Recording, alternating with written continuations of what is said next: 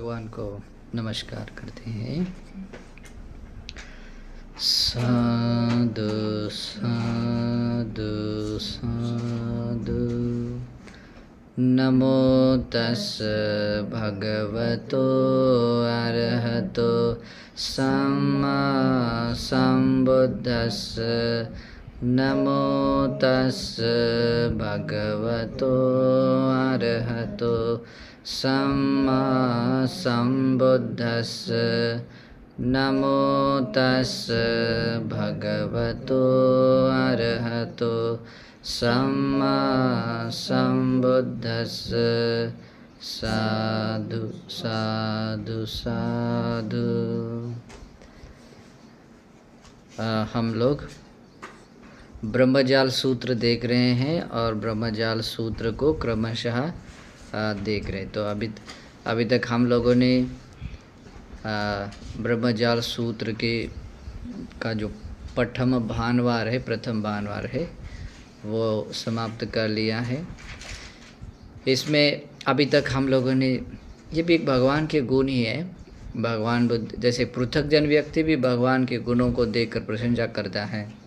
कोई छोटा छोटा कोई भगवान का गुण देखता है तो चाहे वो चूरशील में आता है, मध्यम या महाशील में आता है, तो लेकिन वास्तविक रूप से कोई सही तरीके से भगवान के गुणों को कोई जानता है, देखता है, तो जो व्यक्ति भगवान बुद्ध ने जो स्वयं अभिज्ञात किया है, साक्षात्कार किया है, उस धर्म को देखकर अगर सही तरीके से भगवान की प्रशंसा करता है तो सही तरीके से कर रहा है ना। तो जैसे कि दुनियादारी के लोग ये बात नहीं समझ पाते हैं, लेकिन ये दुनिया में ये बातें आती है। जैसे कि आत्मा और लोक को लेकर जो शाश्वत दृष्टि उत्पन्न होती है, वो शाश्वत दृष्टि कैसे उत्पन्न होती है, क्यों उत्पन्न होती है, कहाँ उत्पन्न होती है, तो इस तरह की दृष्टियाँ उत्पन्न होने का जो राज है और उसकी जो सीमा है, मतलब दृष्टि उत्पन्न होने का जो रहस्य है वो भी भगवान जानते हैं, और वो उस दृष्टि उत्पन्न होने की सीमा क्या है वो भी जानते हैं, और उससे भी परे जानते हैं। तो भगवान के ज्ञान के लिए कोई सीमा नहीं है। जो दुनियादारी में सबसे ज्ञानी के रूप में जैसे देखा जाए, हमने 4 प्रकार की जो शाश्वत दृष्टि पैदा होने वाली बातों को देखा था, तो उसमें देखा था कि उस व्यक्ति की कितनी क्षमता होती है, लेकिन भगवान उसको भी जानते हैं और उससे परे भी जानते हैं। तो भगवान का ये गुण होने के बाद भी, भगवान बुद्ध का ऐसा होने के बाद में भी भगवान को इसके बारे में कोई ऐसा विशेष ये कुछ नहीं होता है।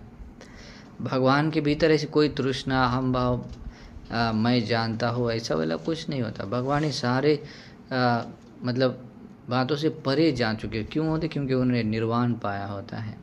ओके, उन्होंने सही तरीके से इस सारी दुनियादारी को या जितने भी यहाँ अनुभव किए जाने वाली बात होती है, वो सब कुछ उन्होंने जान लिया होता है, और इस कारण से अनुपादा विमुक्त, सारे उपादानों से रहित और विमुक्त भगवान बने हैं। तो भगवान का ये धर्म, ये गुण धर्म है, और ऐसे गुणों को जो व्यक्ति जानता है तो सही माने वो भगवान की प्रशंसा कर सकता है। लेकिन भगवान के इस गुणों को, जैसे बाकी श्रद्धावान आर्य श्रावक तो ये देखता ही है कि भगवान में है, लेकिन स्वयं भगवान सर्वज्ञ सम्यक संबुद्ध, जब एक सम्यक संबुद्ध के गुणों को देखते हैं तो सही तरीके से उनकी प्रशंसा कर सकते हैं, है ना। तो इसी प्रकार से आज भी एक ऐसा एक रहस्य इसमें है जो भगवान का गुण है, भगवान की क्षमता है कि भगवान इसमें और 4 तरीके बताते हैं, जिसमें कुछ मात्रा में शाश्वत लोग समझता है, कुछ को किसी एक को मतलब अशाश्वत, शाश्वत और अशाश्वत। शाश्वत यानी जो नित्य ध्रुव रहने वाली बात, और अशाश्वत यानी जो नष्ट होने वाली बात, है ना। तो ऐसे आत्मा और लोक को लेकर किसी को नित्य ध्रुव मानता है और किसी को अनित्य मानता है। तो इसी प्रकार के इस दृष्टि के भीतर एक संकल्पना आती है, आज भारत में वो सबसे ज़्यादा प्रचलित है, वो है ईश्वरवाद। जो ईश्वर की बात बोलता है और जो ईश्वर की कल्पना करता है कि ईश्वर कैसा है, और ईश्वर को लेकर जितने भी मतांतर है, वो पैदा होने के सारे रहस्य इसमें है। ओके, मतलब जो आज तक लोगों ने कभी सोचा नहीं, और वो जैसे सोचते हैं कि कोई ईश्वर है, ऐसा है वैसा है, लेकिन जैसा भी है जो भी है उसके सारे रहस्य को खोलने वाली ये धर्मदेशना है। या भी एकच्च सस्यतवादो, एक रूप में एक शाश्वतवाद, एक ऐसा एक दृष्टि के पैदा होती है, उसमें भगवान बताते हैं। तो इसमें भगवान कहते हैं, अभी आगे पार्ट ऐसे आता है, संति भिक्खवे एके समन ब्राह्मणा एकच्च सस्यतिका एकच्च असस्यतिका एकच्चं सस्यतं एकच्चं असस्यतं अत्तानंच लोकंच पन्यपेन्ति चतुहि वतुहि। भगवान कहते हैं भिक्षु, यहाँ कोई ऐसे एक श्रमण ब्राह्मण होते हैं जो एकच्च सस्यतिका, मतलब एक रूप में, किसी एक रूप में क्या कहते हैं, शाश्वतवादी हो बनते हैं, और दूसरे के रूप में जैसे कि जो आत्मा है या लोक को लेकर हैं। जैसे कि संसार में कुछ लोग ऐसे, लोक है, लोक धातु है, जिसको शाश्वत नित्य ध्रुव मानते हैं। अगर उस लोक में वहाँ रहते हैं तो वो नित्य ध्रुव शाश्वत है, और बाकी जो आते हैं वो कैसे अनित्य है, नष्ट होने वाले। ऐसे लोक और आत्मा को लेकर किसी मात्रा में शाश्वत नित्य ध्रुव आते हैं, किसी एक मात्रा में क्या बोलते हैं, अशाश्वत के रूप में आते हैं। ओके, अत्तानंच लोकंच पन्यपेन्ति, और इसी प्रकार से वो आत्मा और लोक को मूल करके अपनी दृष्टियाँ मतलब बताते हैं। और ऐसे बताने वाले के प्रकार चार प्रकार है। चतुहि वतुहि, चार आकार से, चार बातों से वो प्रकट करते। तो आज हम एक पहला आकार देखते हैं कि ये किस प्रकार से ये दृष्टि पैदा होती है। इसी में ईश्वरवाद की दृष्टि क्लियर में समझ में आती है। तो इसमें भगवान कहते हैं तेच भवन्तो समन ब्राह्मणा किमागम किमारभ एकच्च सस्यतिका एकच्च असस्यतिका। भगवान कहते हैं वे जो श्रमण ब्राह्मण है, किस बात को लेकर, किस बात को मूल करके एक शाश्वतवादी, एक के कारण शाश्वतवादी दृष्टि को अपना लेते हैं, और एक अशाश्वत दृष्टि को अपना लेते हैं। एकच्चं सस्यतं एकच्चं असस्यतं अत्तानंच लोकंच पन्यपेन्ति। एक को शाश्वत और एक को अशाश्वत, जैसे कि आत्मा या लोक, आत्मा तथा लोक है, या आत्मा को या तो नित्य ध्रुव मानते हैं और लोक को अनित्य मानते हैं, या लोक को नित्य ध्रुव मानते हैं, आत्मा को अनित्य मानते हैं। तो ऐसे एकच्चं सस्यतं एकच्चं असस्यतं, एक को शाश्वत मानते हैं, एक को अशाश्वत मानते हैं। तो भगवान कहते हैं पन्यपेन्ति चतुहि वतुहि, किमागम, वो क्या मूल करके, किस बात को आकर, किस बात को वो जान कर ऐसे लोगों को बताते हैं, वे कौन से चार वस्तु कारण हैं। तो उसमें भगवान कहते हैं होति खोसो भिक्खवे समयो यं कदाचि करहचि दीघस्स अद्धुनो अच्छयेन अयं लोको संवट्टति। भगवान कहते भिक्षु, वह एक समय आता है, वह एक समय ऐसा होता है जब कभी बहुत साल बीतने के बाद, कदाचि यानी कि जब बहुत साल बीत जाते हैं, करहचि जब कभी ऐसा हो जाता है, दीघस्स अद्धुनो बहुत दीर्घ काल ऐसा बीत जाने के बाद, अच्छयेन वो बहुत सारा कार्यकाल खत्म होने के बाद, अयं लोको, ये जो संसार है, ये संसार नष्ट होना शुरू हो जाता है। ओके, उसको कहते हैं संवट्टति, नष्ट होना शुरू हो जाता है। संवट माने लोके ये भूये न सत्ता आभस्सर संवत निका होती। और जब ये सृष्टि नष्ट होने लगती है तब जो जो पुण्यवान सत्व लोग हैं वो क्या होते हैं, आभस्सर नामक देवलोक में उत्पन्न हो जाते हैं। यहाँ आभस्सर देवलोक का एक नाम दिया है क्योंकि वैसे ये सृष्टि नष्ट हो, अब इसमें नहीं है, मैं थोड़ा अतिरिक्त जानकारी बताता हूँ आप लोगों के लिए, ठीक है। ये संसार, ये सृष्टि नष्ट होने के वैसे 3 कारण आते हैं, 3 कारणों से नष्ट हो जाती है। एक अग्नि धातु से भी ये संसार, ये सृष्टि नष्ट हो जाती है, ओके, अग्नि धातु से। और दूसरा है वायु धातु से है, तीसरा है जल धातु से है, ओके। ये खाली एक पृथ्वी नहीं है या एक ब्रह्मांड नहीं है, और कभी कभी इस 10,000 ब्रह्मांडों का एक वंश या उससे अनेक ब्रह्मांडों का वंश ऐसा एक साथ में ख़त्म हो जाता है, ओके। तो इस प्रकार से जब कभी तेज धातु यानी अग्नि धातु मूल करके जब संसार नष्ट हो जाता है, जैसे कि अभी भगवान बुद्ध ने ये जो अभी हम सृष्टि जीवन गत कर रहे हैं इसके बारे में कहा है, तेज धातु मूल करके ये संसार नष्ट होने वाला है, आगे।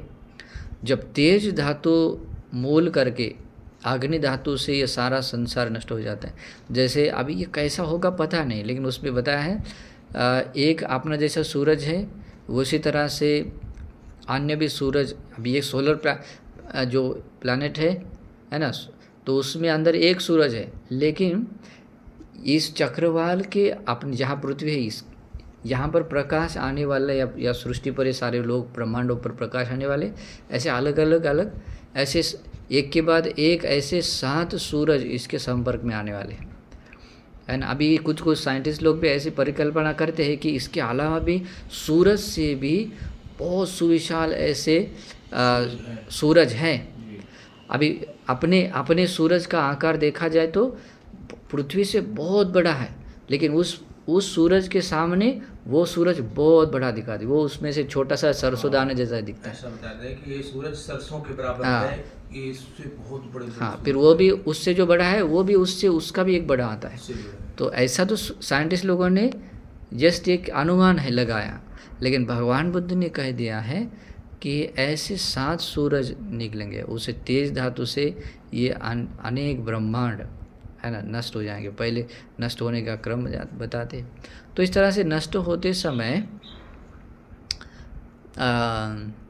जैसे पूरा राख में बदल जाता है पूरा, ओके, पर लेकिन उसके बीच में भी मतलब जो ये रहते हैं न्यूट्रॉन, प्रोटॉन, जो इलेक्ट्रॉन जो भी रहते हैं ना, तो उसके साथ में तो एनर्जी बनी रहती है, उसमें कोई ये नहीं। लेकिन ये सारे संसार में फिर तेज धातु मूल करने के बाद तेज धातुओं के बीच में एक अविची नरक रहता है, मतलब एक बॉक्स रहता है, वो बॉक्स कभी ख़त्म नहीं होता है, ओके। उसको बोलते हैं निरय लोक। जितने भी पापी लोग हैं उस लोक में न चले जाते हैं, और जितने भी पुण्यवान लोग हैं वे सब के सब जाते हैं आभस्सर, इसीलिए देता है ये भूये न सत्ता आभस्सर संवत्त निकाह होती। वे बाकी सब लोग अपना देह छोड़ने के बाद आभस्वर देवलोक चले जाते हैं, लेकिन उससे ऊपर के भी देवता लोग हैं आभस्सर देवलोक के ऊपर। जैसे कि ऊपर देवलोक कौन कौन से हैं, परित शुभ है, उनके बाद में अपमान शुभ है, उसके ऊपर है शुभ किन्न है, उसके ऊपर है वह फल है, और फिर शुद्धावास भूमि के 5 ब्रह्मलोक अलग हैं, अविह अतपा सुदसा सुदसी आकानिठ, और उनके ऊपर के हैं आरूप लोक है, 4 आरूप लोक है। तो ये सब लोग रहते हैं, ठीक है। तो जनरली इधर के प्राणी लोग फिर आभस्सर संवतनिका, मैंने इतना सारा विस्तार इसलिए बताया क्योंकि इसमें सिर्फ एक नाम दिया है, आभस्सर संवतनिका होती है, जो सब आभस्वर देवलोक में चले जाते हैं। इसकी वजह होती है कि ये सृष्टि नष्ट होने वाली होती है। तो अभी हम जो जीवन गत कर रहे हैं ये सृष्टि भी इस तरह से नष्ट होने वाली है। ऐसा होता है कि सृष्टि नष्ट होने का आरंभ होता है और सृष्टि नष्ट होकर स्थिर रहता है, तो ये 2 कार्यकाल को संवट कल्प कहते हैं। और फिर सृष्टि का निर्माण कार्य शुरू होता है और सृष्टि का निर्माण होकर स्थिर रहता है, उसको बोलते हैं विवर्तक कल्प। ठीक है, तो अभी इस बात को समझ जाने के लिए मैंने इतना विस्तार किया, यहाँ थोड़ा छोटा सा है। तो कहते हैं ते तत्व होंती मनोमया पीति भक्का, और वे आभस्सर देवलोक में वहाँ जाने के बाद में कैसे होते हैं, मनोमया पीति भक्का, उनका शरीर जो भी रहता है, जैसे कि शरीर मनोमय शरीर होता है, मतलब जैसे चित्त की एक काया होती है, जैसे अपनी बॉडी है, बॉडी की तरह ही बॉडी है, लेकिन एक मन की बॉडी होती है। ओके, चित्त की बॉडी मनोमय शरीर होता है, मनोमय पीति भक्का। जब जैसे जैसे वो ध्यान के प्रीति का भक्षण कब कर सकते हैं, दूसरे ध्यान में। इसी कारण से दूसरे ध्यान में च्युत हुआ व्यक्ति ही आभस्सर देवलोक में जाना जाता है। तो दूसरे ध्यान में एक आता है प्रीति के साथ में सुख अनुभव करता है। तो प्रीति जैसे जैसे अनुभव करता है वैसे वैसे उनकी उम्र बढ़ती है, उनका उम्र भी बढ़ती है, और क्या बोलते हैं उनका आहार बनता है वहाँ रहने के लिए। इसलिए पीति भक्का यानी कि प्रीति का भोजन, हाँ भोजन होता है प्रीति का।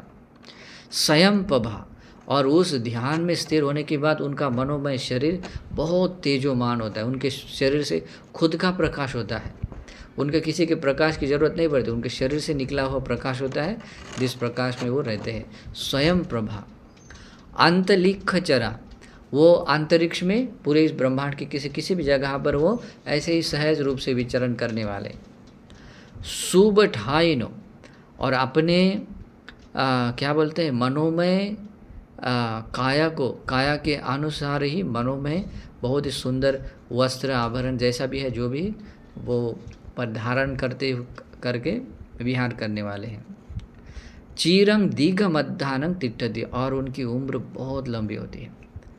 चीरंग दीर्घ मध्यान्ह, बहुत लंबे समय तक अपनी आयु वो जीते हुए वहाँ स्थिर रहते हैं।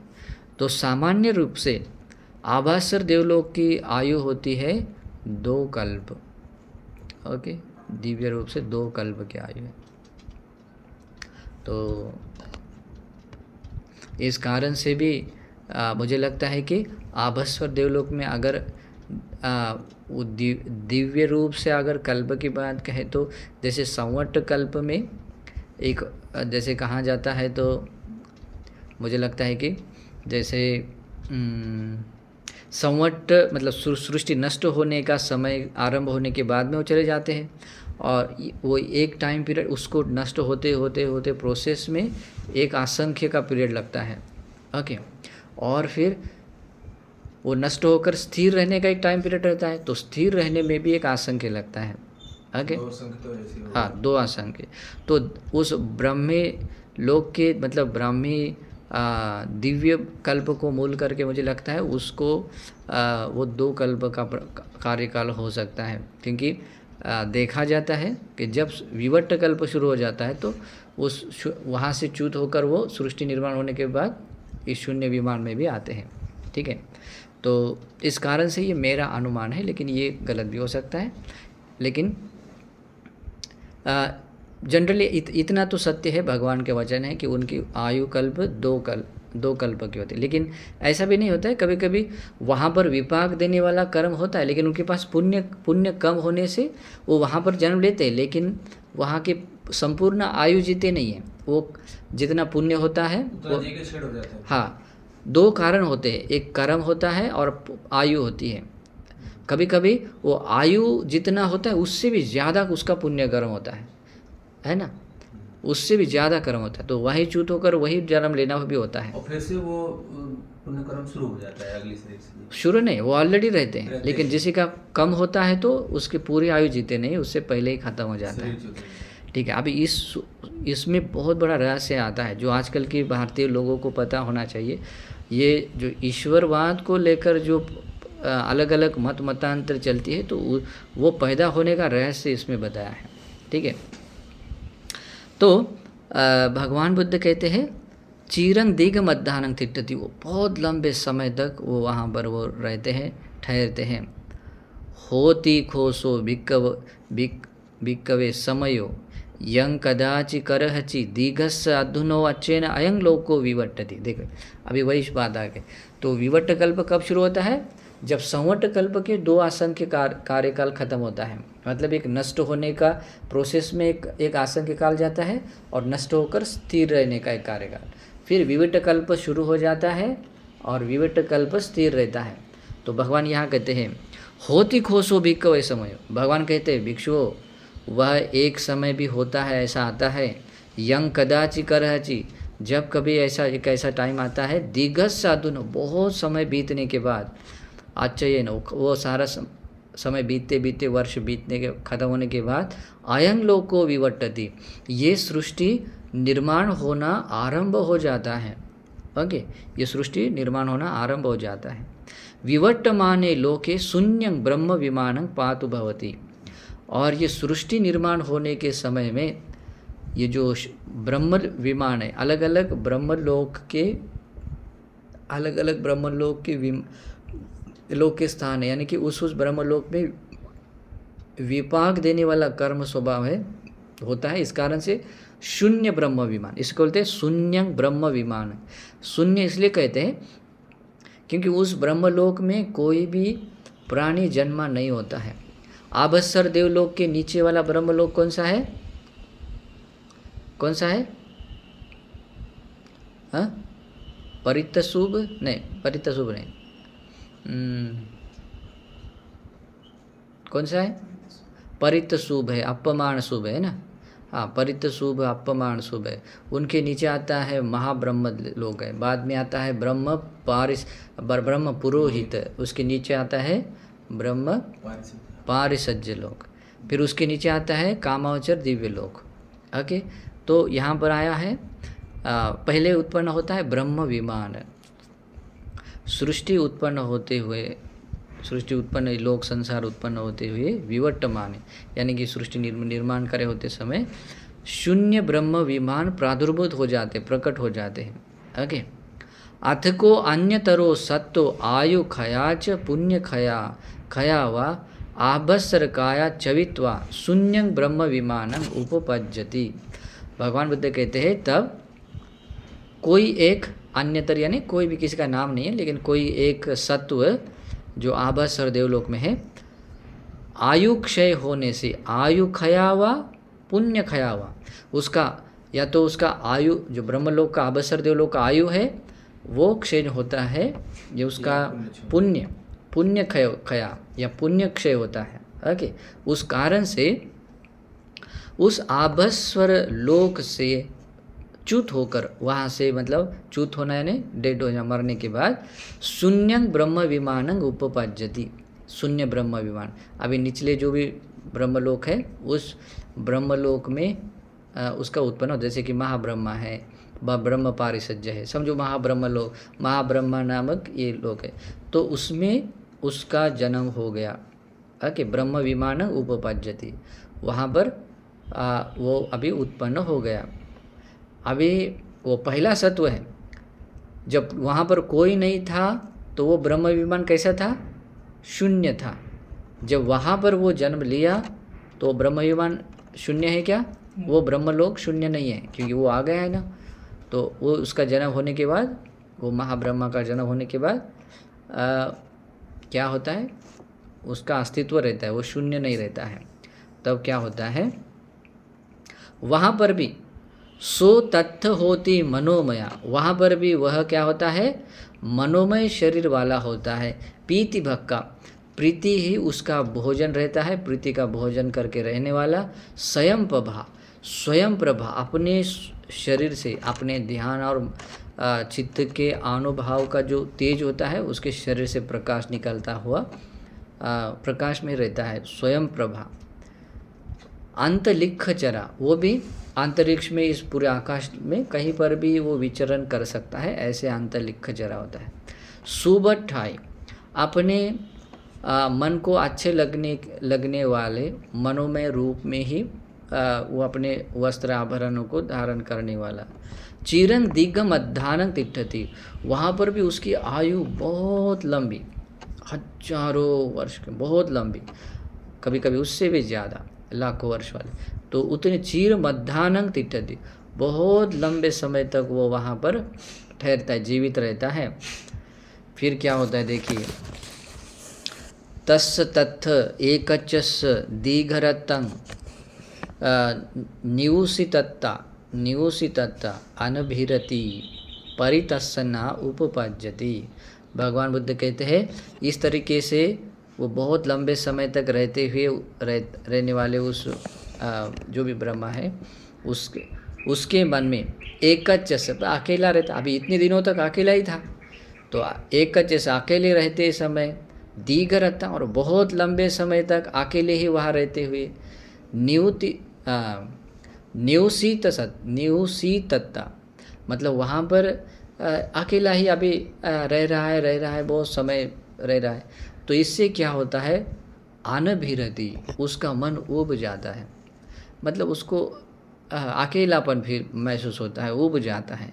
परितस्सना, उसके भीतर एक आशा जागती है, और परितस्सना उपपज्यति, उसके भीतर एक आशा तृष्णा आशा जागती है। वो कैसे आशा जागती है, अहोवत अन्येपि सत्ता इत्थतं आगच्छेयुं, जैसे कि मैं हूँ, वो कहता है अरे मेरे जैसे और भी यहाँ कोई प्राणी होते तो कितना अच्छा होता, या वे भी लोग यहाँ आए, वे भी लोग यहाँ इस मेरे साथ में उत्पन्न हो जाए।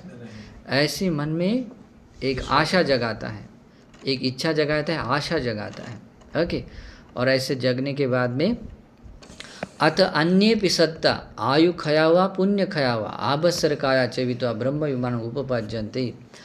तब क्या होता है, अन्य भी आभस्वर देवलोक के ब्रह्मलोक के जो सत्वलोक अन्य सत्व है, वो भी अपने आयु क्षय होने से और पुण्य का क्षय होने से वो आभस्वर देवलोक से च्युत होकर मरकर उस ब्रह्मलोक में उत्पन्न हो जाते हैं।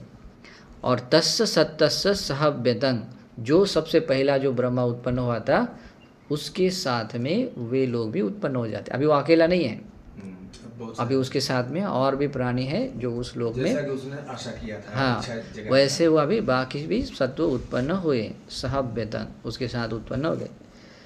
तेपि तत्व होन्ति, और वे जितने भी प्राणी उस ब्रह्मलोक में उसके साथ में उत्पन्न हुए वे भी होते हैं मनोमया, अब मनोमय शरीर धारण किए हुए। पीति भक्का, प्रीति को ही, यानी प्रीति यानी एक सुख है, ध्यान का एक सुख है, दूसरे ध्यान का सुख। तो उस प्रीति को ही भक्ष यानी भोजन बनाकर वो रहने वाले, स्वयं पभा, अपने शरीर से ही तेजोमान प्रकाश छोड़कर उस प्रकाश में रहने वाले। अंतरिक्ष चरा, इस अंतरिक्ष में इस आकाश में ही अपना विचरण करते हुए रहने वाले। सुबठाइनो, अपने मनोमय शरीर को, अपने मन को अच्छे लगने की तरह है अपने आभरण और वस्त्र को धारण करने वाले। चीरंग दीर्घ मध्यान्ह तिष्ठन्ति, और वे भी बहुत लंबे समय तक, बहुत हजारों सालों तक वो रहने वाले बनते हैं। अभी देखिए कैसा रहस्य है ना, वो एक प्रधान एक ब्रह्मा था, और उसके बाद में बाकी ब्रह्मा भी है, उसका भी सेम टू सेम वैसा ही है, वे लोग भी वैसे ही स्वभाव को धारण करने वाले हैं। फिर बाद में क्या होता है, तत्र भिक्कवे योसो सत्तो पठमंगोपपन्नो तस्य एवं होती, और उन लोगों में जो सबसे पहले, वह जो सबसे पहले सत्व उस ब्रह्मलोक में उत्पन्न हुआ था, उसके मन में इस प्रकार से विचार उत्पन्न होता है। कैसे, अहमस्मि ब्रह्मा, मैं ही ब्रह्मा हूँ, महाब्रह्मा, मैं ही महाब्रह्मा हूँ, मैं ही अभिभू, मैं ही सबको, मतलब अभिभू यानी उसका पुण्य इतना होता है कि बाकी की तुलना में सबसे ज़्यादा, इस कारण से वो सबसे पहले आता है, और उसका पुण्य तेज से उसके शरीर से निकला हुआ प्रकाश भी बाकी की तुलना में सबसे ज़्यादा होता है, प्रकाश भी ज़्यादा होता है, और उसकी आयु भी बहुत ज़्यादा होती है, सब कुछ उसका ज़्यादा होता है। क्यों होता है, उसके कर्म और पुण्य, मतलब पुण्य कर्म से, आगे पुण्य कर्म से, उसके ध्यान के उस तरह का बल से अपनी आयु और अपना तेज प्रभाव बहुत ज़्यादा होता है। इस कारण से सभी बाकी ब्रह्माओं के तेज को सहज रूप से नीचा करने वाला, सबसे अभिभूत मतलब उससे ज़्यादा प्रभावित करने वाला वो ब्रह्मा होता है। इसलिए कहता है मैं ही अहमस्मि, मैं ही अभिभू हूँ, अनभिभूतो, और मेरे से बढ़कर कोई नहीं है, और मुझे कोई प्रभावित कर सके, मुझे जीत कर ले, मतलब किसी बात में जीत सके, ऐसा कोई भी नहीं है। अनभिभूतो, ऐसे भगवान का भी एक गुण है। अन्य दत्तु दसो, है ना, और जो मैं सभी लोगों को अपने सामने मतलब सही तरीके से मैं देख सकता हूँ, लोगों को उत्पन्न और नष्ट होते हुए देखने की क्षमता है मेरे पास। अन्य दत्तु दसो वशवर्ती, मैं ही वशवर्ती हूँ, क्योंकि मेरे मन में जागा, वशवर्ती मतलब मेरे मन में जागा कि ऐसा होना चाहिए, बाकी प्राणी भी यहाँ पैदा होने चाहिए, और ये हो गए, मेरे मन के मुताबिक ये सब कुछ चल रहा है। तो ये क्या, मैं वशवर्ती हूँ। ईश्वरो, मैं ही इन लोगों का ईश्वर हूँ। अभी ये विचार कहाँ पर आया, वो महाब्रह्मा के अभी मन में अभी चल रहा है। मैं ही ईश्वर हूँ, मैं अहमस्मि कर्ता, मैं ही इन सारे सृष्टि और इस लोक का करता हूँ। ये जितने भी प्राणी यहाँ पैदा हो गए उनको पैदा करने वाला कारण मैं हूँ। ओके, निर्माता, और मैं ही निर्माता हूँ इस सारे सृष्टि का, और इस सारे प्राणियों को जो भी मैंने निर्माण किया, तू ये बन, तू ये बन, है ना, तो ऐसा निर्माता हूँ। सेठो, मैं ही इन बाकी सारे ब्रह्मा और बाकी सभी देवताओं से मैं श्रेष्ठ हूँ, मेरे पास सब कुछ है और मैं उन सब चीज़ों से श्रेष्ठ हूँ। ओके, वो बात उसमें नहीं थी ऐसा नहीं है, वो बात वैसी थी, लेकिन वैसी दिखाई दी, लेकिन वो उसकी सत्यता उतनी नहीं, उसकी एक सीमा है। उस बात को कंप्लीटली नहीं समझ पा रहे, लेकिन वो बात वैसी थी। उसके पास में वो बाकी की अपेक्षा में उसका आयु, उसका दिव्य तेज और बाकी सब कुछ ये ज़्यादा क्यों है, उसके पीछे कारण है, लेकिन उस बात को वो समझ नहीं पा रहे थे, है ना। लेकिन उसके भीतर एक सामान्य रूप से ऐसा विचार आता है, वो प्रथम उत्पन्न हुए ब्रह्मा के क्या होता है, मैं ही ब्रह्मा हूँ, मैं ही महाब्रह्मा हूँ, मैं अभिभूत, सारे संसार को, सृष्टि को जीतने वाला, यानी कि मेरे अंडर रहने वाला, सब कुछ मेरे नीचे है। अनभिभूत, और मेरे से बढ़कर और मेरे से श्रेष्ठ और मुझसे जीतने वाला और कुछ ही बात में कोई भी नहीं है। अन्य दत्तु दसो, मैं ही सारे सृष्टि को सहज रूप से ऐसा देख सकता हूँ। मैं वशवर्ती हूँ, सब कुछ मेरे अंडर कंट्रोल में है। ईश्वरो, मैं ही ईश्वर हूँ, इन सारे सृष्टि और इन प्राणियों का करता हूँ। मैं ही निर्माता हूँ, मैं ही सर्वश्रेष्ठ हूँ। सजीता, मैं ही इनका सर्जन करने वाला।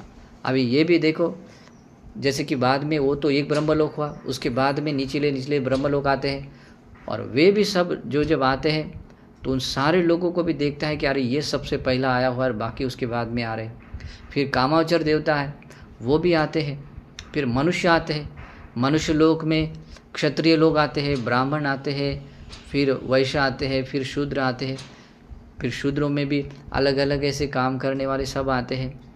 तो वहाँ पर भी ये बात प्रचलित हो जाती है कि इनका भी निर्माण किसने किया, वो महाब्रह्मा ने किया। वो जो महाब्रह्मा, जो अभिभू है, अनभिभूत है, जिसको किसी के द्वारा जीता नहीं जा सकता है, जो सब कुछ मतलब सब कुछ देखता है, वशवर्ती है, ईश्वर है, सबका करता है, निर्माता है, श्रेष्ठ है, सबका ये सर्जन करता है। मतलब किसी प्राणी को कहता है कि हाँ जाओ, तू है ना ब्राह्मण बन, तू है ना क्षत्रिय राजा बन, हाँ तुम लोग है ना ये सब वैसे व्यापार करने वाले बनो, तुम है ना ऐसे बनो, तो ऐसा करके तुम है ना गाय बनो, तुम है ना बैल बनो, ऐसा करके ये मनुष्य लोग में प्रचलित होने वाली बात है। लेकिन वो शब्दावली चलती है, लेकिन उसके मन में भी वही बात आती है क्या, वो प्राणी तो अपने कर्म के अनुसार जी रहे, उत्पन्न हो रहे हैं आगे, लेकिन उसके मन में आता है मैं ही उनका सर्जन कर रहा हूँ, मैं ही इनका निर्माण कर रहा हूँ। कथा निर्माता, मैं करता हूँ, निर्माता हूँ, श्रेष्ठ हूँ, सर्जन करता हूँ। वसी, मैं ही ये सब कुछ मेरे अंडर कंट्रोल में है। इसमें आता है पिता भूत भव्यान, ये जितने भी प्राणी हैं, जन्म लेने वाले प्राणी हैं, उन सारे प्राणियों का मैं ही पिता हूँ, है ना। इस कारण से उसकी आज भी ये, जैसे कि जनरली सभी लोगों को पता होता है उसके माता पिता कौन हैं, ओके, वो पैदा कैसे होता है। जब माता पिता वो जब काम सेवन करते हैं, उनके संसर्ग से वो गर्भ में आता है, फिर 9-10 महीने ठहर कर बाद में जन्म लेता है, सबको पता है। लेकिन जो परंपरा से आया हुआ वो जो बात आती है तो वही होता है। हमें हमारा जो निर्माता है, जन्मदाता है, वो हमारा ईश्वर है। ईश्वर में बनाया है। कुछ लोग तो ऐसे होते हैं, जन्म देने वाला वो है, मारने वाला वो है, तो हम क्यों डरे, है ना। अगर हम किसी को काट भी दे तो उसकी इच्छा के अनुसार काट रहे हैं। कोई आदमी जिंदा, हाँ, एक आदमी ऐसा ही मुझे बोला, अभी उनका नाम लेना अच्छा नहीं, क्योंकि ठीक है, जो इसके वाले थे, ठीक है, लंबे बाल वाला, तो बाद में वो बोला कि मारने वाला वो है, जन्म देने वाला वो है, फिर हम खुद की अपने सुरक्षितता के लिए जो प्रार्थना करते हैं, दूसरों की सुरक्षित रहे, दीर्घायु बने, ये किस काम, ये कुछ काम का नहीं है बोले, है ना।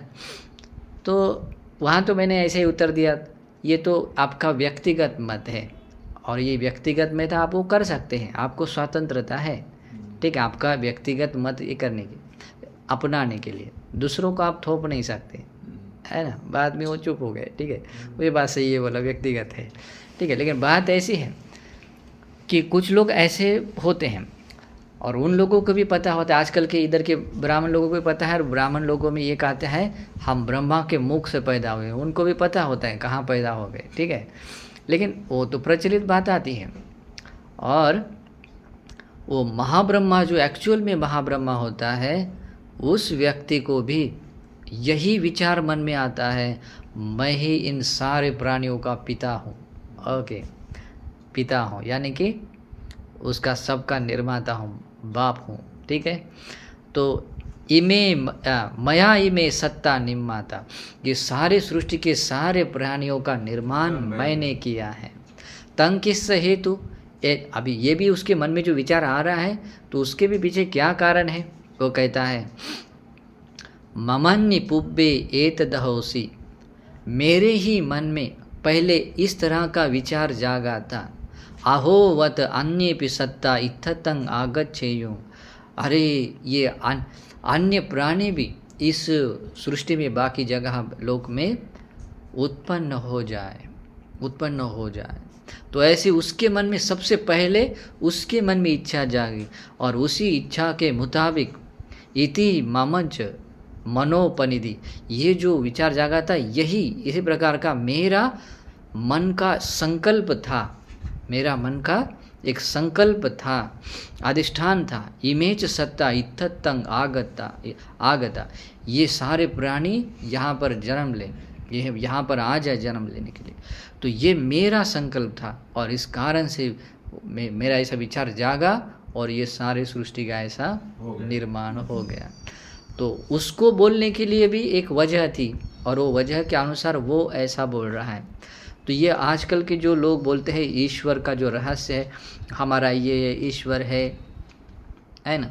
अभी अलग अलग, खास करके अभी भारतीय लोग हैं, तो भारतीय परंपरा में, ईश्वर की परंपरा में ब्रह्मा को ही बोलते हैं, लेकिन अब पता नहीं वो संकल्पना कैसे आए कि सृष्टि का निर्माण करता एक है, रक्षा करने वाला एक है, और विनाश करने वाला एक है ना। तो अलग अलग ऐसे चलते हैं, वो कैसे आए वो पता नहीं है। लेकिन जैसे अभी एक कालकर्णी का जो अवतार के बारे में ऐसा जो एक उनका संकल्पना है, हिंदू लोग खास करके कलयुग का अंत करने के लिए कालकर्णी का अवतार आएगा बोलते हैं, है ना।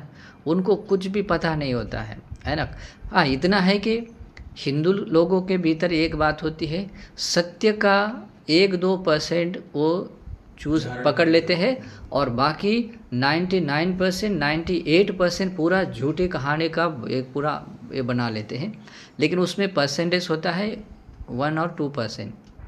ओके, 1 या 2% के मतलब उस सत्यता का आधार लेते हैं। देखिए अभी इसका रहस्य क्या है, काल कन्नी का अवतार के बारे में उनको कुछ पता नहीं होता है और वो भटकते रहते हैं। ठीक है, आज भी वो काल कन्नी के नाम से कुछ कुछ बोलता है। कल का एक बाबा भी आया था, वो बोलता है कि मैं ही काल कन्नी को बोला। ओके, अभी उसको पता नहीं, अभी किसी का नाम लेना भी अच्छा नहीं है। ठीक है, कल की अवतार वो अपने को मान रहा है। हाँ। तो अलग अलग परंपरा है, लेकिन उसका क्या रहस्य बताएं। वो काल कन्नी का जो ये आता है ना, काल की अवतार जो बोला गया, तो वो अवतार ऐसा नहीं है। जब सृष्टि, अभी देखिए सृष्टि का जब विनाश होने वाला होता है, वो विनाश होने से पहले मुझे लगता है कुछ तो भी ऐसा टाइम पीरियड आता है, उस टाइम पीरियड से पहले एक देवेंद्र शक्र जी, मतलब सारे देवता लोग इकट्ठा आ जाते हैं। सारे देवता लोग इकट्ठा आते हैं और इस बात से चिंता करते हैं, अरे अभी सृष्टि का विनाश नज़दीक आया है, तो सृष्टि का विनाश नज़दीक आया है तो लोक विनाश हो जाएगा। और अगर कुछ लोग अगर प्रमाद करेंगे, पाप करेंगे, तो भयावह निरय लोक में जा सकते हैं। ओके, और निरय लोक में जाएंगे तो वो सृष्टि का विनाश का कार्यकाल और विनाश होकर स्थिर रहने का कार्यकाल उतने लंबे समय तक निरय में रह सकता है। इसलिए उनको मैसेज देना चाहिए।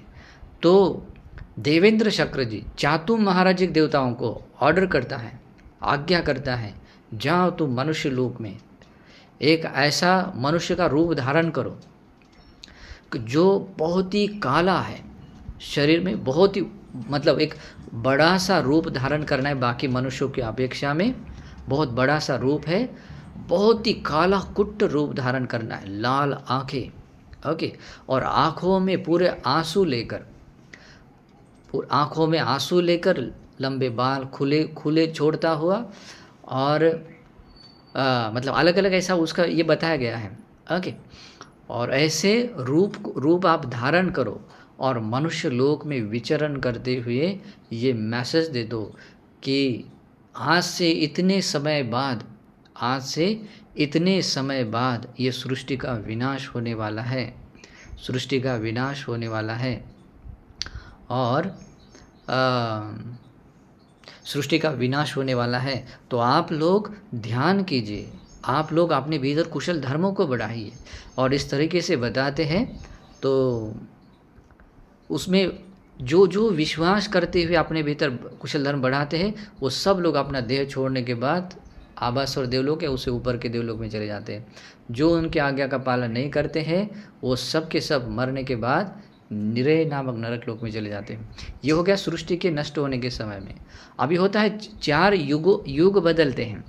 4 युग बदलने से पहले भी एक ये ऐसा भी सेम टू सेम देवता लोग सेम टू सेम ऐसे रूप को धारण करवा के मैसेंजर भेज देते हैं। ओके, तो वहाँ पर भी वो बताते हैं आज से इतने दिनों के बाद में समग्र पृथ्वी पर युद्ध होने वाला है। इस युद्ध का कुछ तो भी नाम है, मुझे अभी वो चक्रवर्ती सेना सूत्र में आता है।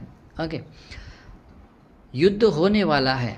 तो जो लोग अपना प्राण बचाना चाहते हैं, जो लोग प्राण बचाना चाहते हैं, वे लोग जंगल में चले जाए, गुफा में चले जाए, जहाँ छुपना पसंद है वहाँ चले जाए। और जिनको पसंद नहीं है, मतलब अभी वो तो नहीं कहते, तो सिर्फ सबको बताते हैं, लेकिन सभी लोग विश्वास नहीं करते। सभी लोग विश्वास नहीं करते। कुछ लोग ऐसे सोचते हैं, ठीक है हमारा भी विश्वास नहीं है, लेकिन उस आदमी ने कहा है, ठीक है नहीं होता है तो बहुत अच्छी बात है, हमारा पहले ही विश्वास नहीं था और नहीं हुआ, लेकिन हो गया तो हो गया है, तो हमें पहले छुपना चाहिए, हो गया तो इसमें हमारा ही भला होगा।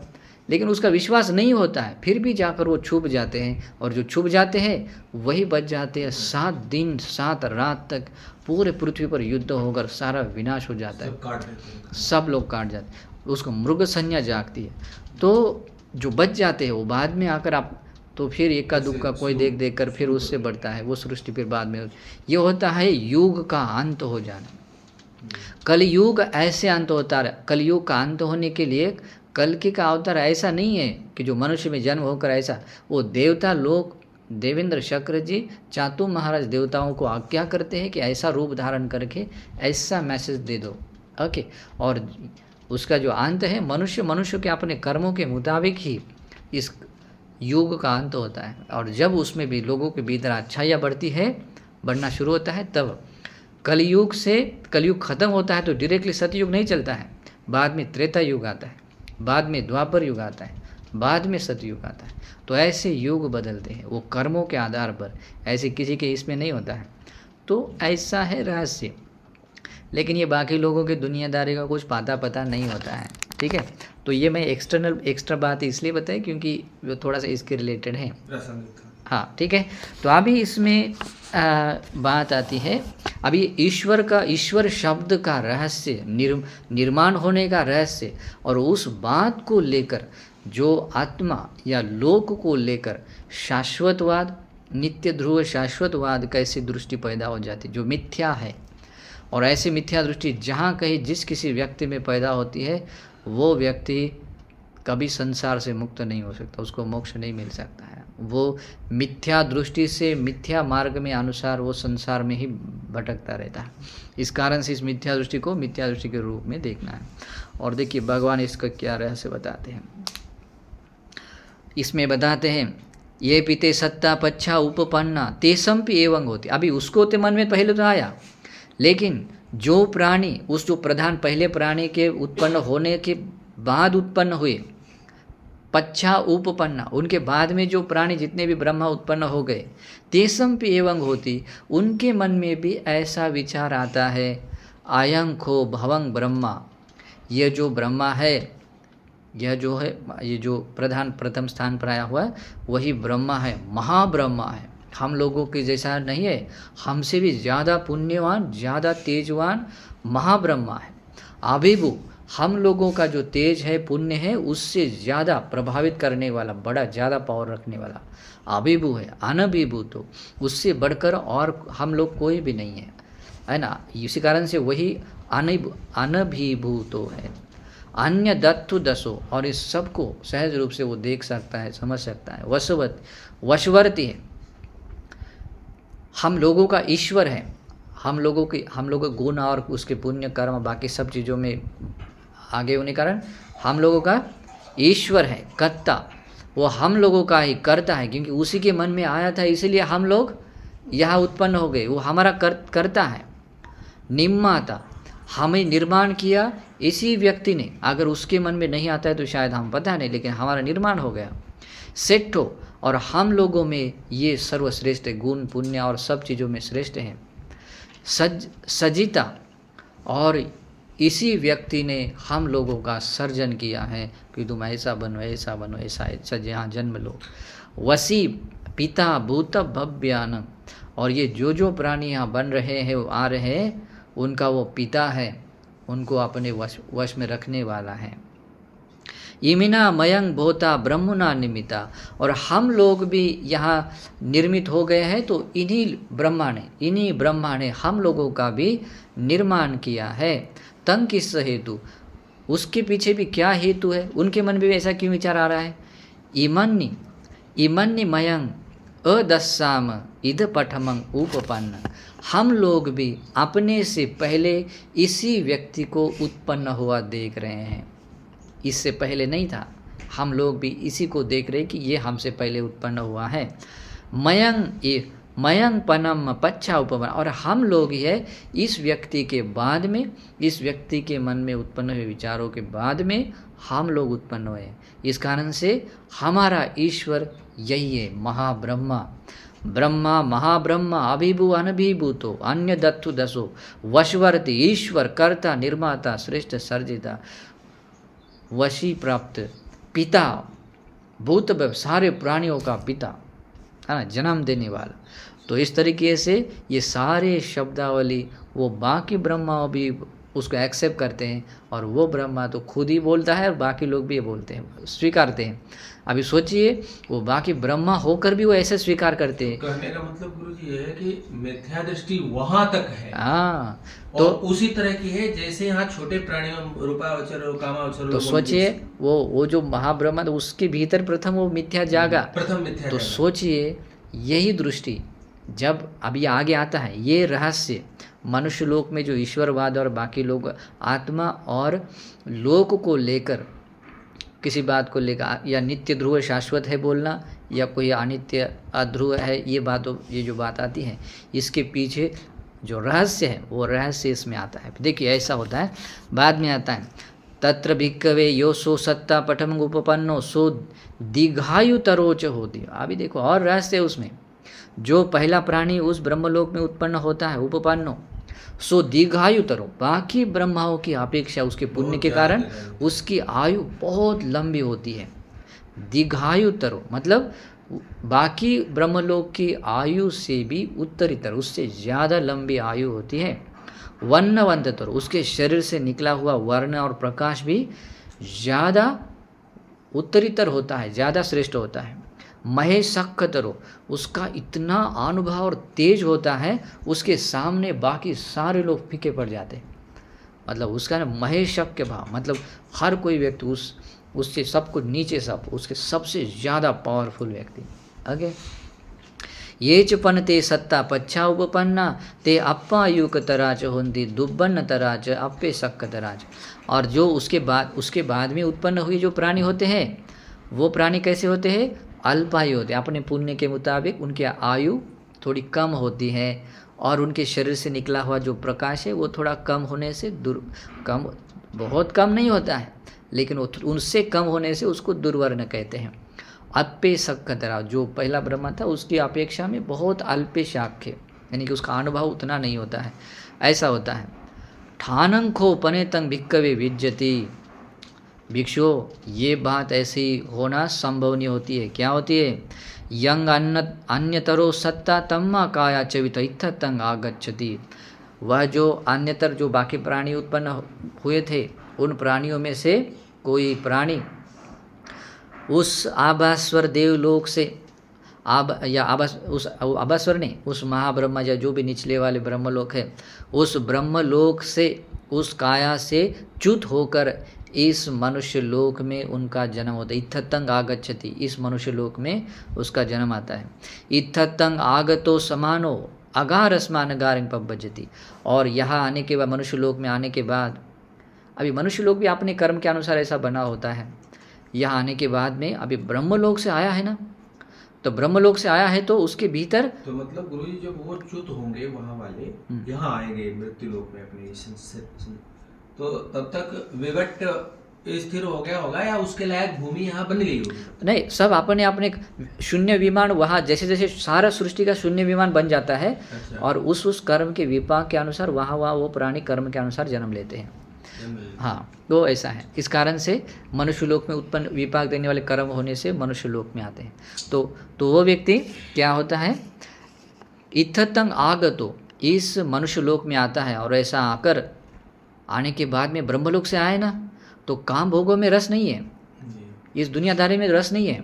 फिर क्या करता है? आगार रस्मा अनगारिंग पब्बजी, वो इस घर बार छोड़कर, सारे काम भोगी जीवन के दुष्परिणामों को देखकर घर बार छोड़कर अनागारिक बन जाता है और प्रवर्जित हो जाता है। ऋषि प्रवर्जा से प्रवर्जा लेता है या श्रवण प्रवर्जा से प्रवर्जा लेता है। आगारस्मा अनगारिंग पब्बजितो समानो, और इस तरह से घर बार छोड़कर अनागारिक होकर प्रवर्जित होकर, और ऐसा होने के बाद आतप मनवाय, क्लेशों को तपाने वाला, वीर्य करने में लगा हुआ, प्रधान मनवाय, अपने भीतर के अकुशलों को नष्ट करने के लिए और कुशलों को उत्पन्न करने के लिए वीर्य करने वाला, वीर्य करने में लगा हुआ। अनुयोग मनवाय, चित्त की एकाग्रता कर्मस्थान का अभ्यास में लगा हुआ। अपमाद मनवाय, अविरत रूप से अभ्यास में लगा हुआ। सम्मा मनसिकार मनवाय, सम्यक तरीके से अपने मनसिकार को बढ़ाने में लगा हुआ। ऐसा समय बिताता हुआ तथा रूपं चेतो समाधि पुष्यति, उस प्रकार की चित्त समाधि को वो पाता है जैसे कि चतुर्थ ध्यान है। यथा समाहिते चित्ते, जिस चित्त की एकाग्रता में, ध्यान समाधि में, तंग पुब्बे निवासं अनुसरति, उस पूर्व जन्म का वो अनुस्मरण करता है। तत्व परंग नानुसरति, वो अपने पिछले एक जन्म को याद करता है, उससे पहले के पूर्व जन्म को याद नहीं करता है, उसी जन्म को याद करता है। ओके, एक ही जन्म को याद करता है, उससे पहले के नहीं करता है। फिर क्या होता है? सो एव माह, जब वो अपने पूर्व जन्म को देखता है, फिर उसके मन में ऐसा विचार जागता है। कैसा जागता है? योखोसो भवं ब्रह्म, अभी पूर्व जन्म को देख रहा है और पूर्व जन्म में देख रहा है जो महाब्रह्म है, वो महाब्रह्म का पुण्य कैसा है, उसका स्वभाव, उसकी कैसे नहीं चाहता, नहीं उसका स्वभाव, और ये सब कुछ देखने के बाद में, और बाकी ब्रह्माओं के भी कैसे वो तो वैसा का वैसा है, लेकिन बाकी लोग वो अभी अपने पुण्य का और कर्म क्षय होने से वहाँ से च्युत होकर मेरे जैसा यहाँ आ गए।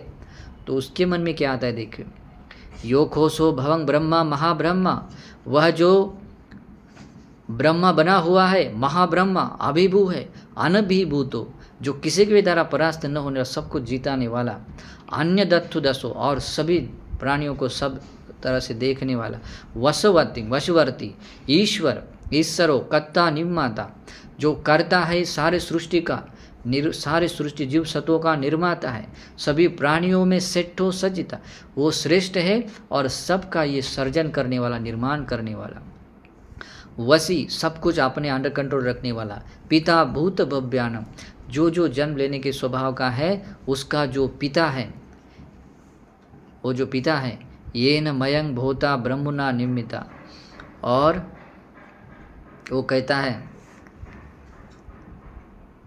उस ब्रह्मा ने कहता है कि हम लोगों का जो निर्माण, ये न मयंग भोता ब्रह्मणा निमिता, और मेरा भी जो निर्माण है उसी ब्रह्मा ने मेरा निर्माण किया, क्योंकि उसके मन में आया था कि ऐसा ऐसा हो, तो ऐसा ऐसा होने के कारण ही वो हम लोगों का निर्माता है। लेकिन हम लोग तो वहाँ से च्युत होकर यहाँ उत्पन्न हो गए, लेकिन वो महाब्रह्मा वो कैसा है, सो निच्चो धुवो सस्सतो, वो ब्रह्मा कैसा है, नित्य है, वैसा का वैसा बना हुआ है, ध्रुव है, वैसा का वैसा रहने, सस्सतो शाश्वत है, अविपरिणाम तो बिल्कुल बदलना नहीं है, वैसा का वैसा स्वभाव वाला है, न बदलने के स्वभाव का है, सस्सति समंग, उसमें शाश्वती भाव है, तथैव ठस्सति, और वहीं पर हमेशा रहने वाला है, ये पन मयंग अहुम्मा तेन भोता ब्रह्मणा निमिता, और जो हम लोग हैं उस ब्रह्मा के द्वारा निर्मित लोग हैं, ते मयंग अनिच्चा अधुआ, लेकिन वे हम लोग कैसे हैं, अनित्य है, अधुआ अध्रुव है, अप्पायुका अल्प आयु वाले हैं, चवन धम्मा मरने के स्वभाव वाले हैं, और इस कारण से इत्थत तंग आगता, इस मनुष्य लोक में हम लोग आ गए, इस जन्म हो गया हमारा। इदं खो भिक्कवे पठमंग ठान, भिक्षुओं ये पहला कारण, ये पहला स्थान है, यंग आगम, जिस बात को लेकर, जिस बात में आकर, जिस बात को मतलब समझते हुए, यंग आरभ, जिस बात को मूल करके, एक समन ब्राह्मणा, कोई एक श्रमण ब्राह्मण, एकच सत्सत्य का एकच असत्सत्य का, किसी एक को शाश्वतवादी समझता है, किसी एक को अशाश्वतवादी, कि उस ब्रह्मा के इसको कहते हैं, क्या कह रहा है, उसको नित्य ध्रुव शाश्वत बोल रहा है उस लोक को, और बाकी सारे सृष्टि के सारे जीव सत्व को क्या कह रहा है, और हम लोग कैसे है, अनित्य है, अध्रुव है, अशाश्वत है, ऐसे समझ रहा है। एकचंग सत्सतंग एकचंग असत्सतंग अत्तानंच लोकंच पन्य बेंती, और इस प्रकार से एक को शाश्वत और एक को अशाश्वत, यानी कि आत्मा और लोक में एक को शाश्वत और एक को अशाश्वत, वो पन्य पेंती वो बताते हैं। तो इस तरीके से ये पहला कारण है ईश्वर के निर्माण का। और वो आदमी जब अपने पुब्बे निवासानुसति ज्ञान से ऐसा समझता हुआ जब दूसरों को बताता है, अरे हमारा ईश्वर ऐसा है, तो ये बाकी बेचारे साधारण जनता वो क्या कहेंगे, है ना। तो इस कारण से ये भारत के लोगों में जो ईश्वर की संकल्पना चल रही है वो ऐसे शब्दावली आई है और ऐसे चलता हो। लेकिन इन सभी बातों को जो भी व्यक्ति इस तरह का जो मानता है, जो करता है, उसमें भले ही वो उसने ध्यान, जैसे कि जो ऋषि मुनि बना हुआ और अपने ध्यान से अपने पुब्बे निवासानुसति पूर्व जन्म को देखने के ज्ञान की क्षमताओं के अनुसार सब कुछ ये सब कुछ नहीं, लेकिन ये सारा जानने के बाद, बताने के बाद भी उसकी एक सीमा है, वो पूर्ण सत्य नहीं है, वो आंशिक सत्य है। और उसी सत्य के आधार पर ये मिथ्या दृष्टि जागती है ईश्वरवाद की। तो ये है पहला रहस्य है, आत्मा को लेकर जो नित्य ध्रुव शाश्वत या लोक को लेकर नित्य ध्रुव शाश्वत, एक को या दोनों में से एक को नित्य ध्रुव शाश्वत या अनित्य अध्रुव अशाश्वत आदि जो दृष्टि जागती है, लेकिन ये सभी दृष्टि कैसी है? मिथ्या है। तो इस मिथ्या दृष्टि को जागने का ये रहस्य है। अभी समझ में आया? इसके अलावा अन्य 3 ऐसे रहस्य हैं जो ईश्वरवाद को जगाने के कारण आते हैं। तो ये आज की ये पहला कारण, इसको समझ लेना है। ओके।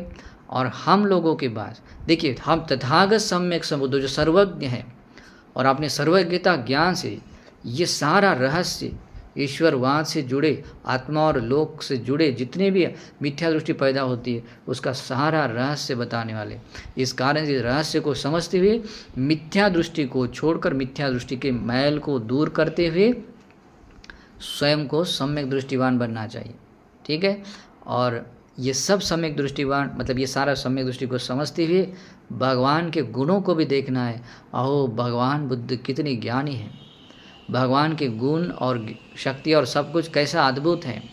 और ऐसे महान तथागत हमारे शरण स्थान है जो मुक्तिदाता है, जो हमें निर्वाण का रास्ता बताते हैं। तो ऐसी श्रद्धा भी आनी चाहिए, भगवान के गुणों को भी समझना चाहिए। ठीक है। तो आज हम ये एक कारण देखते हैं, कल के प्रवचन में दूसरे 3 कारण देखते हैं। तो आज की ये धर्म देशना भी आप लोगों को मिथ्या दृष्टि को दूर करने के लिए, जो ईश्वरवाद आदि लोक और आत्मा को लेकर जो दृष्टियाँ जागती है, उन सारे मिथ्या दृष्टियों को दूर करने के लिए, सम्यक दृष्टि को अपने में बढ़ाने के लिए और धर्म के महान प्रतिफल पाने के लिए हेतु बने। मंगल कामनाएं।